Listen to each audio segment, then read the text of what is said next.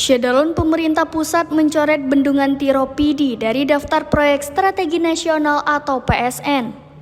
Proyek raksasa itu dihapuskan pemerintah pusat dengan dalih bahwa PSN tidak rampung dikerjakan saat masa berakhirnya pemerintahan Presiden Joko Widodo atau Jokowi.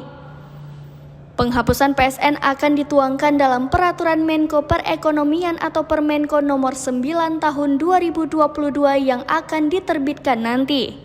Ketua Komisi 2 DPR Kapidi menjelaskan dampak gagalnya dibangun Bendungan Tiro menyebabkan petani yang menggarap sawah di Kecamatan Tiro, Mutiara Timur, Klumpang 3, Klumpang Baro, dan Kembang Tanjung akan terus susah mencari air saat musim kemarau.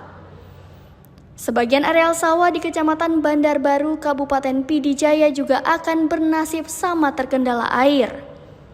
Padahal, politikus Partai Nasdem mengatakan, petani di 6 kecamatan sempat gembira ketika pemerintah pusat membangun Bendungan Tiro dan Rukoh yang masuk dalam PSN. Sebab, hadirnya Bendungan Tiro untuk petani di 6 kecamatan akan memudahkan petani memperoleh air untuk tanaman padi 2 tahun sekali.